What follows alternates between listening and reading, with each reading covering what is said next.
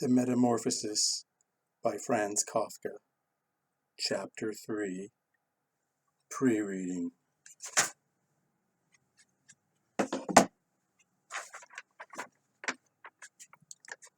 So before we read, we want to do the focus activity.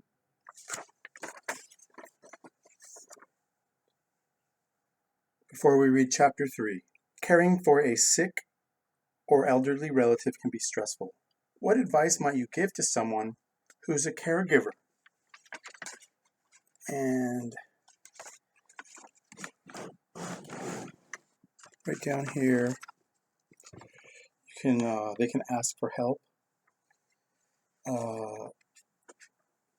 They can eat a healthy diet. They can take a break, take some time off, get somebody to cover for them. They can talk about it to friends or family. And they can do something as simple as taking a walk. That's kind of like a short break. You kind of get away from the location.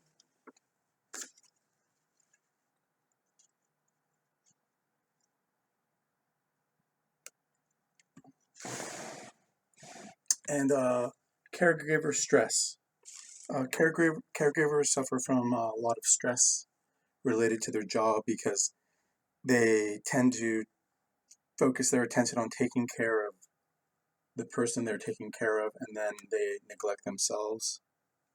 So 2/3 rearrange their work schedule to take care of somebody.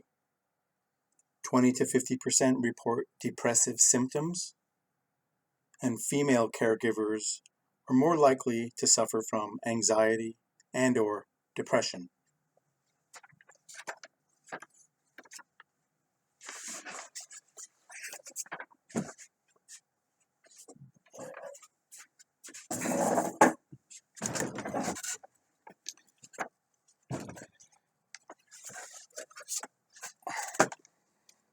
Background. One figure looms over the Metamorphosis, especially in the 3rd chapter. Many critics believe that the commanding figure of Mr. Samsa is a literary personification of the real-life figure who dominated Franz Kafka's life, his father, Hermann Kafka. Hermann Kafka was in many ways the exact opposite of his slender, shy, and thoughtful son. Large, authoritarian, forceful, gruff, obsessed with his clothing business, and emotionally distant.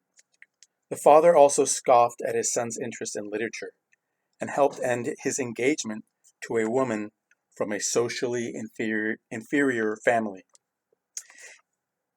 In a famous letter to his father written in 1919 but never delivered, Franz Kafka discusses their relationship. He claims that he felt as though he could not possibly live up to his father's expectations of him. As you read this section of the novella, think about how the relationship between Kafka and his father might have influenced Kafka's portrayal of the father and son in The Metamorphosis.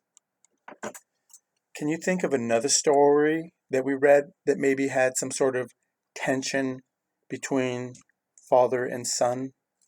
What book did we read this year where that was kind of an important part of it?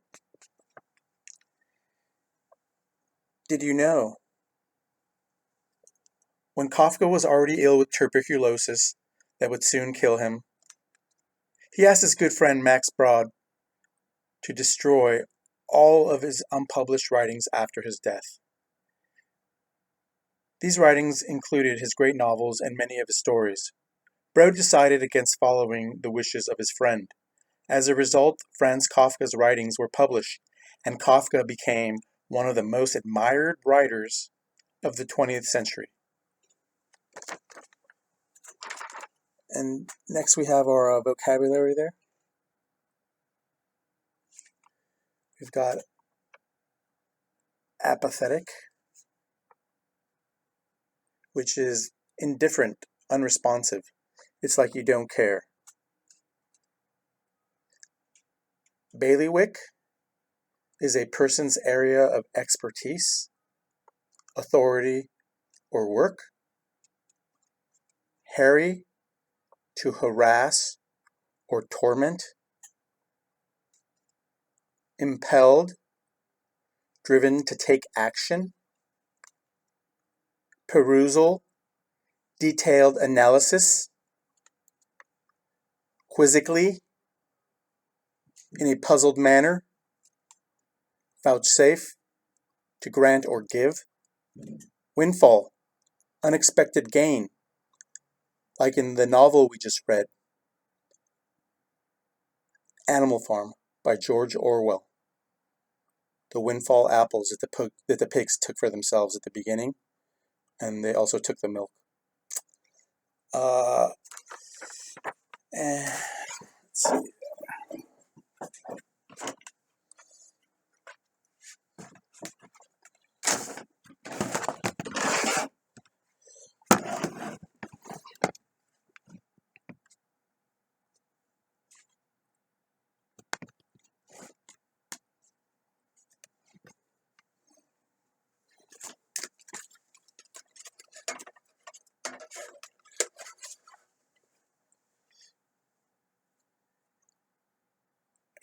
That looks good enough to me.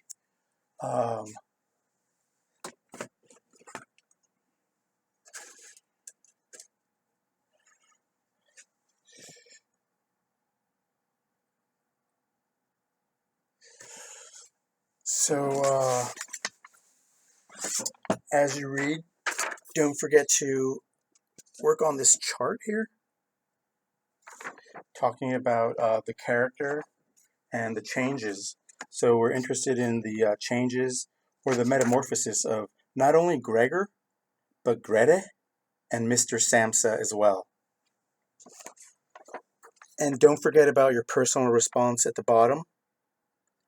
How did you respond to the ending of the metamorphosis? What other endings might the story have had? Explain your answer.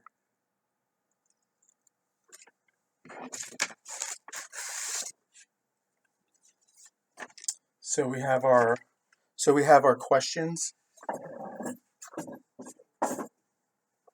So we have our questions. Analyzing literature, recall and interpret. Recalling is just remembering. So I'm sure you can recall what you had for lunch. I'm sure you can recall what you had for dinner yesterday. Interpret, now that's like where you give something meaning, maybe something that's not so clear. Interpret, that's like when you give something a little bit of meaning, or you're kind of inferring, or you read something and you're putting like two and two together, so to speak. So analyzing literature, right? You have, it's on Google Classroom. Some of you might have the paper copy as well.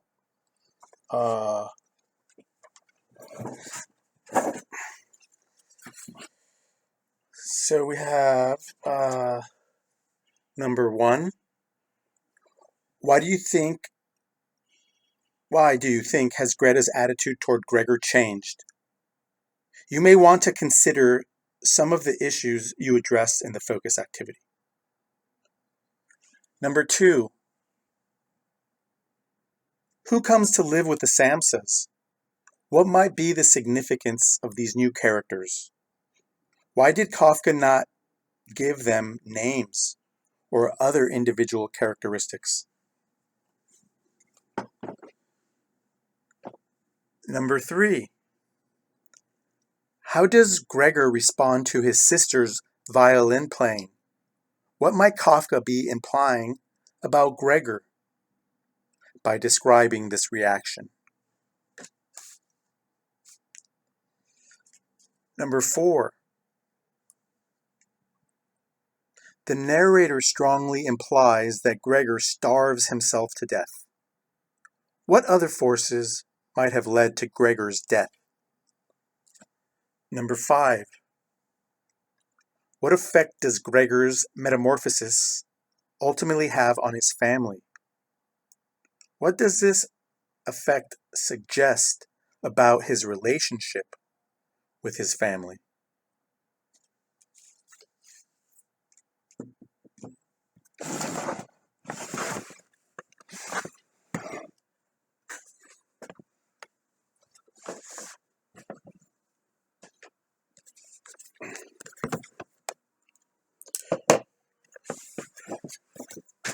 No one dared to remove the apple lodged in Gregor's skin, so it remained there as a visible reminder of his injury.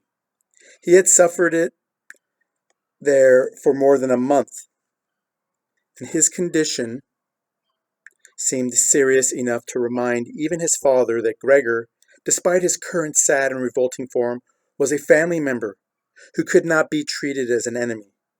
On the contrary, as a family, there was a duty to swallow any revulsion for him, and to be patient, just to be patient.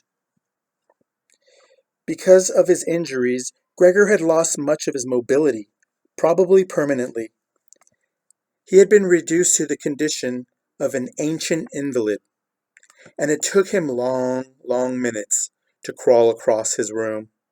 Crawling over the ceiling was out of the question, but this deterioration, in his condition, was fully, in his opinion, made up for by the door to the living room being left open every evening. He got into the habit of closely watching it for 1 or 2 hours before it was opened, and then, lying in the darkness of his room, where he could not be seen from the living room, he could watch the family in the light of the dinner table and listen to their conversation, with everyone's permission, in a way, and thus quite differently from before. They no longer held the lively conversations of earlier times, of course, the ones that Gregor always thought about with longing when he was tired and getting into the damp bed in some small hotel room. All of them were usually very quiet nowadays. Soon after dinner, his father would go to sleep in his chair, and his mother and sister would urge each other to be quiet. His mother, bent deeply under the lamp, would sew fancy underwear for a fashion shop. His sister, who had taken a sales job, learned shorthand and French in the evenings, so that she might be able to get a better position later on. Sometimes his father would wake up and say to Gregor's mother, "You're doing so much sewing again today," as if he did not know that he had been dozing. And then he would go back to sleep again while mother and sister would exchange a tired grin. With a kind stubbornness, Gregor's father refused to take his uniform off even at home. While his nightgown hung unused on his peg, Gregor's father would slumber where he was, fully dressed, as if always ready to serve and expecting to hear the voice of his superior even here.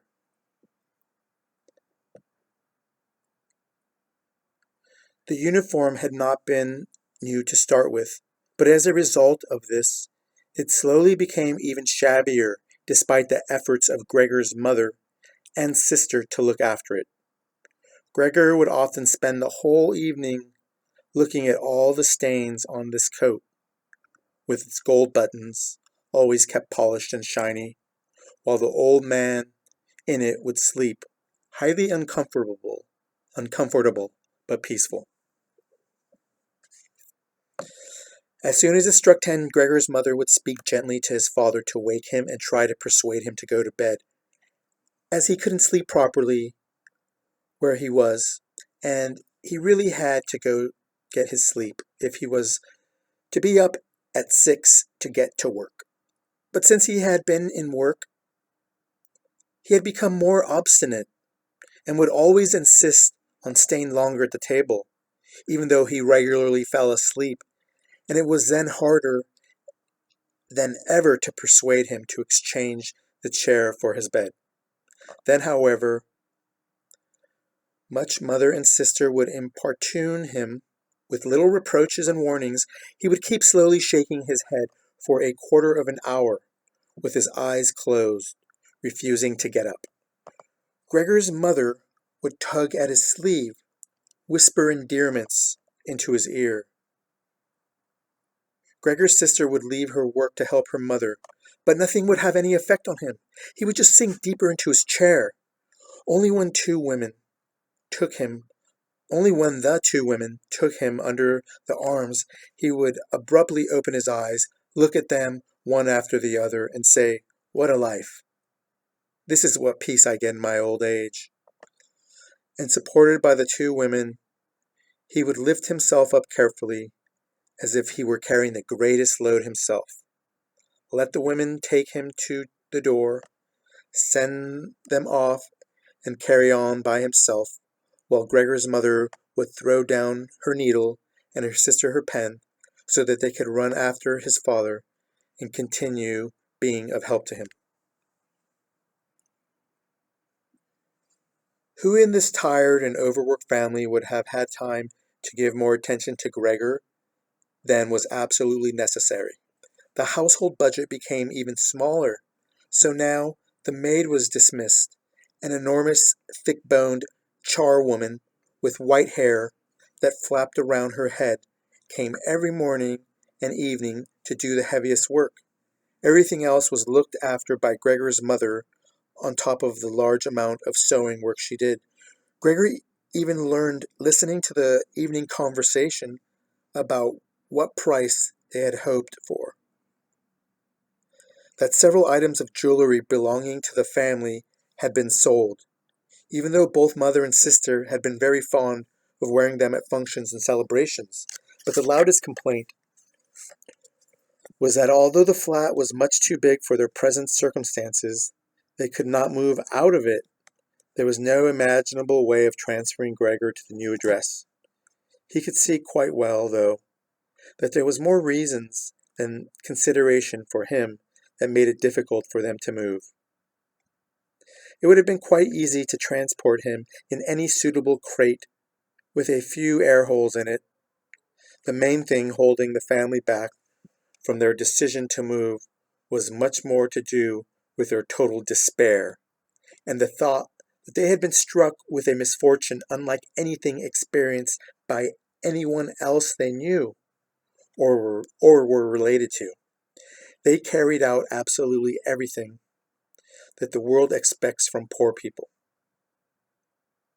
Gregor's father brought bank employees their breakfast. His mother sacrificed herself by washing clothes for strangers. His sister ran back and forth behind her desk at the behest of the customers, but they just did not have the strength to do any more.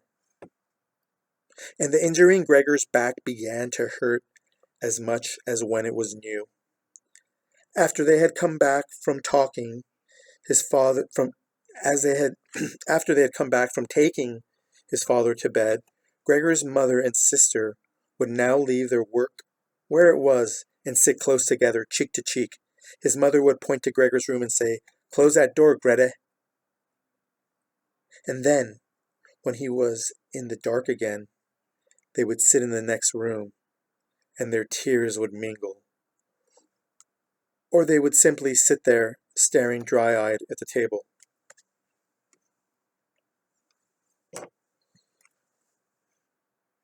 Gregor hardly slept at all, either night or day. Sometimes he would think of taking over the family's affairs, just like before, the next time the door was open. He had long forgotten about his boss and the chief clerk, but they would appear again in his thoughts.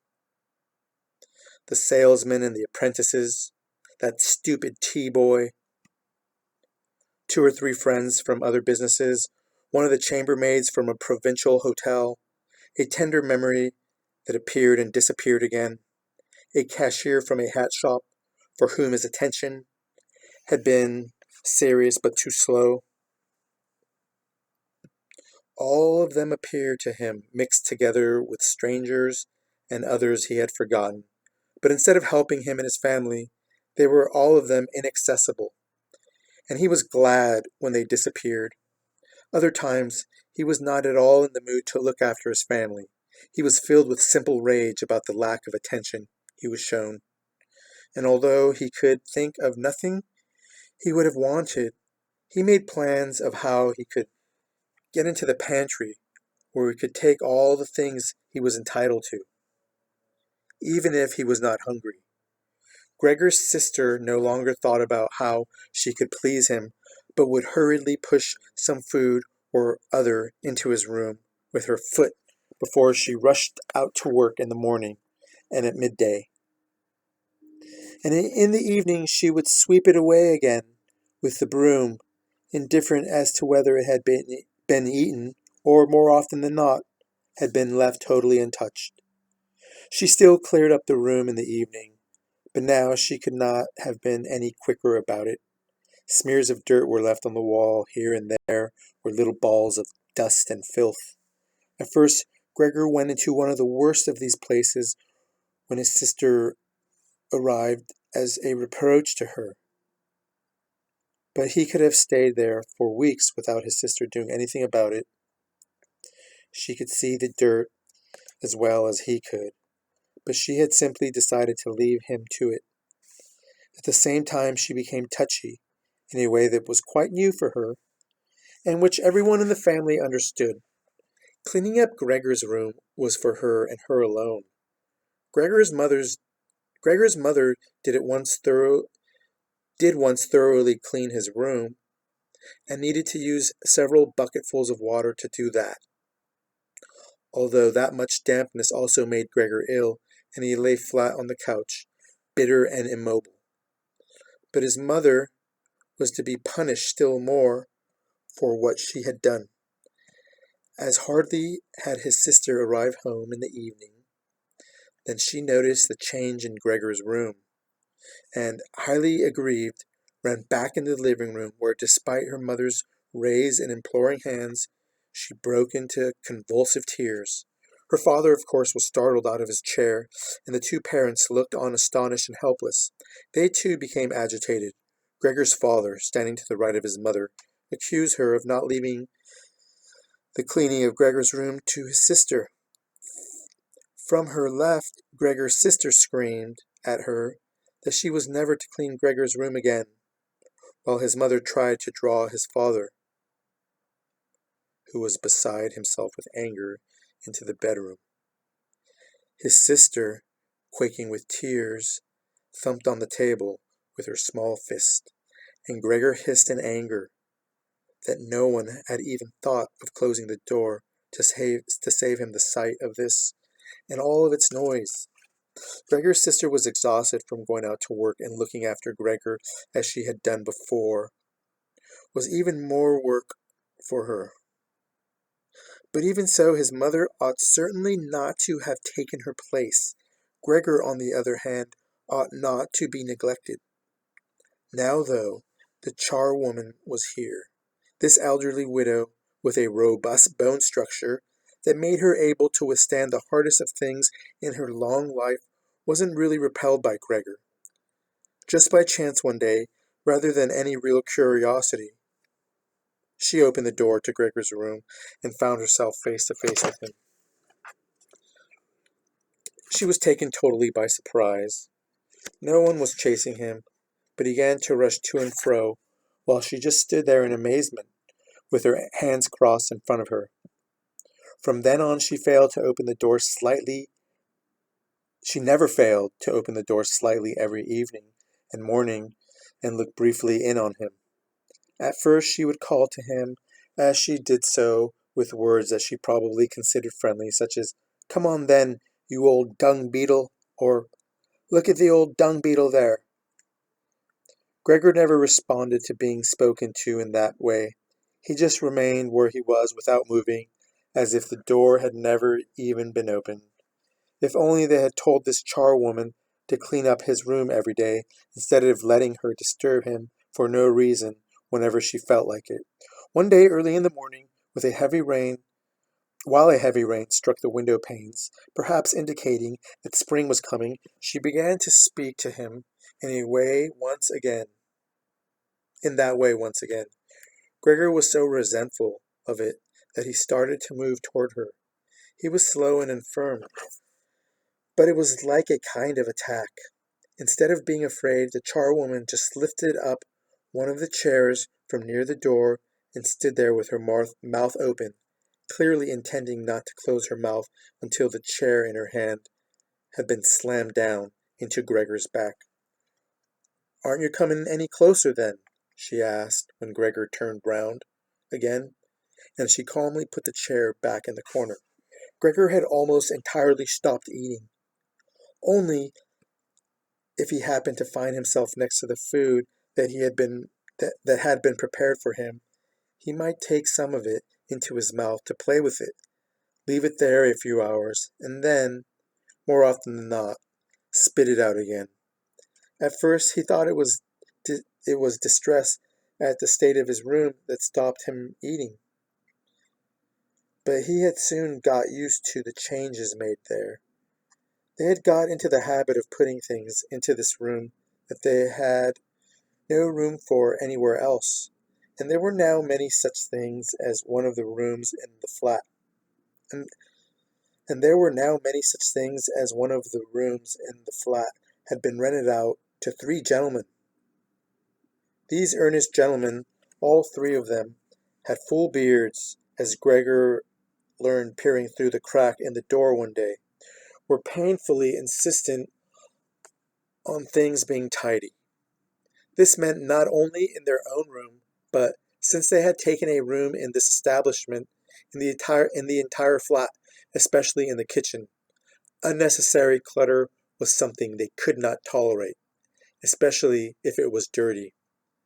They had moreover brought most of their own furnishings and equipment with them. For this reason, many things had become superfluous, which, although they could not be sold, the family did not wish to discard. All these things found their way into Gregor's room. The dustbins from the kitchen found their way in there too. The charwoman was always in a hurry, and anything she couldn't use for the time being, she would just chuck in there. He fortunately would usually see no more than the object and the hand that held it. The woman most likely meant to fetch the things back out again when she had time and the opportunity, or to throw everything out in one go. But what actually happened was that they were left where they landed, and when they had first been thrown, left where they landed when they had first been thrown, unless Gregor made his way through the junk and moved it somewhere else. At first he moved it because, with no other room free where he could crawl about, he was forced to, but later on he came to enjoy it, although moving about in the way left him sad and tired to death, and he would remain immobile for hours afterward. The gentleman who rented the room would sometimes take their evening meal at home in the living room that was used by everyone, and so the door to this room was often kept closed in the evening, but Gregor found it easy to give up having the door open. He had, after all, often failed to make use of it when it was open, and, without the family having noticed it, lain in his room in its darkest corner. One time, though, the charwoman left the door to the living room slightly open, and it remained open when the gentleman who rented the room came in the evening, and the light was put on. They sat up at the table where formerly Gregor had taken his meals with his father and mother, and they unfolded their serviettes and picked up their knives and forks. Gregor's mother immediately appeared in the doorway with a dish of meat, and soon behind her came his sister with a dish piled high with potatoes. The food was steaming and filled the room with its smell. The gentlemen bent over the dishes set in front of them as if they wanted to test the food before eating it, and the gentleman in the middle, who seemed to count as an authority for the other 2, did indeed cut off a piece of the meat while it was still in its dish, clearly wishing to establish whether it was sufficiently cooked or whether it should be sent back to the kitchen. It was to his satisfaction. Gregor's mother and sister, who had been looking on anxiously, began to breathe again and smiled. The family themselves ate in the kitchen. Nonetheless, Gregor's father came into the living room before he went into the kitchen, bowed once with his cap in his hand, and did his round of the table.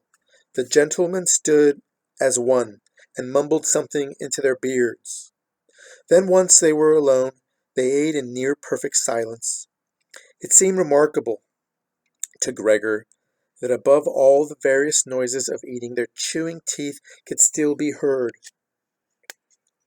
as if they wanted to show Gregor that you need teeth in order to eat, and it was not possible to perform anything with jaws that are toothless, however nice they might be. "I'd like to eat something," said Gregor anxiously, "but not anything like they're eating. They do feed themselves, and here I am, dying."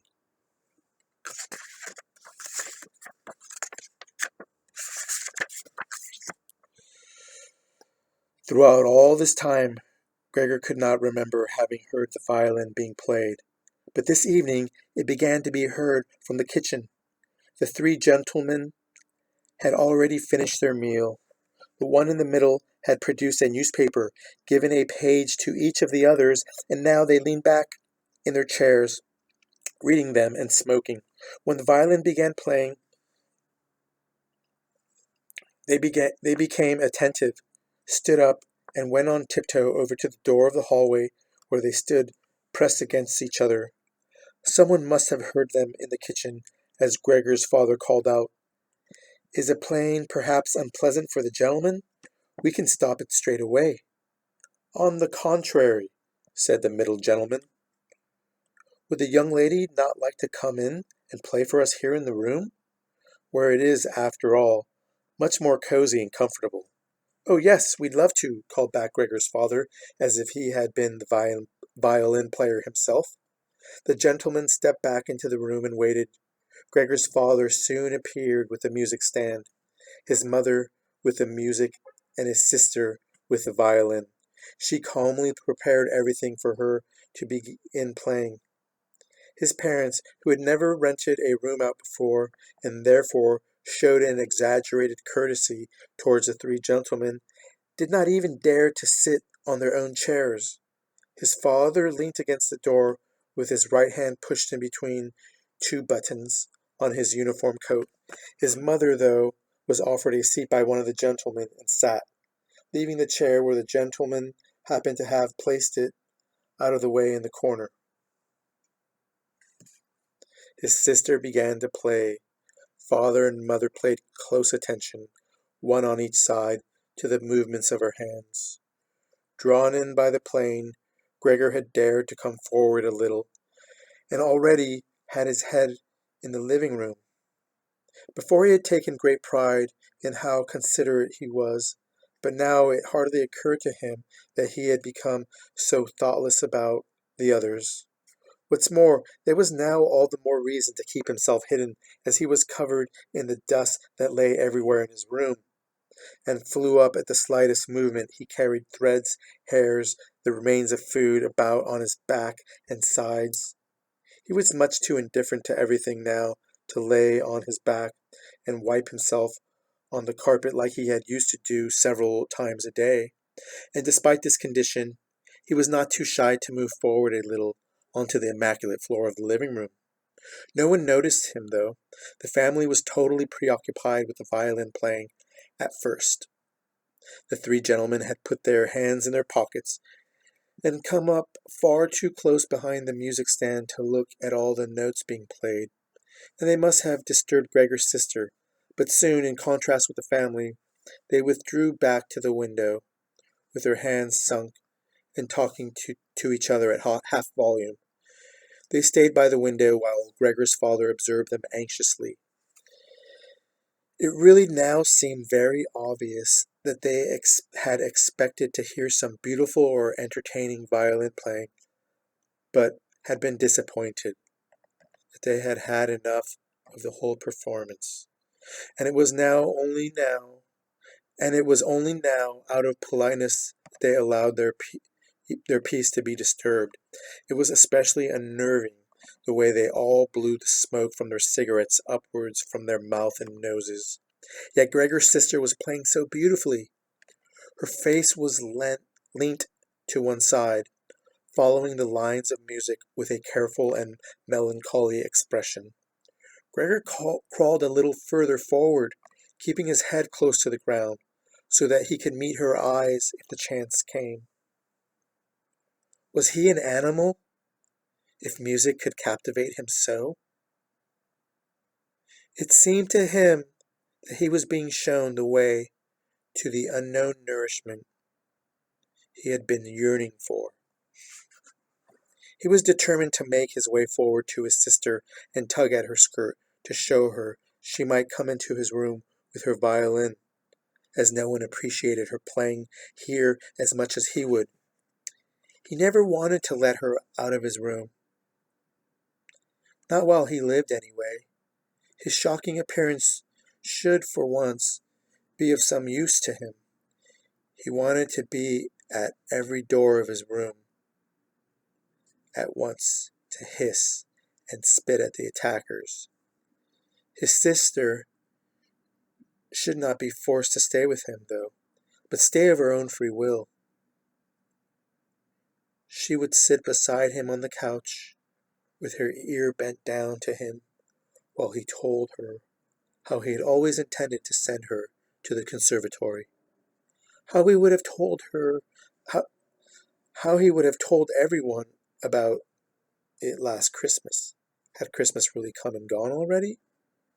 If this misfortune hadn't got in the way and refused to let anyone dissuade him from it.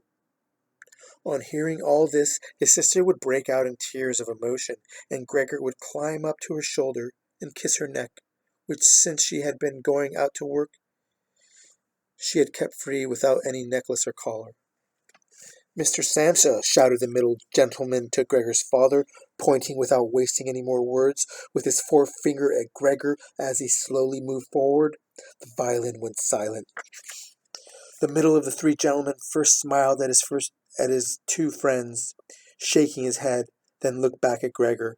His father seemed to think it more important to calm the three gentlemen before driving Gregor out, even though they were not at all upset and seemed to think Gregor was more entertaining than the violin playing had been.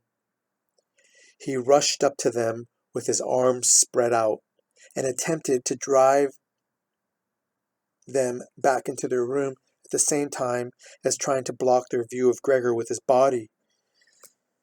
Now they did become a little annoyed, and it was not clear whether it was his father's behavior that annoyed them or the dawning realization that they had had a neighbor like Gregor in the next room without knowing it.